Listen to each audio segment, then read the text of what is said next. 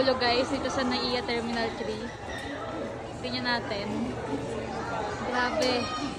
Tingnan natin guys kung ano yung masusunog. Ah, sorry. Ang dami, oh. Ay! Naku, na-traffic yung bumbero. Ay, yung ating mga ano doon, oh, yung ating mga...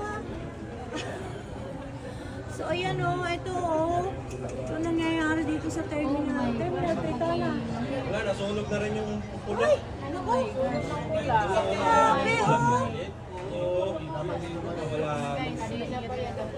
Sunog na rin. Ay, naku,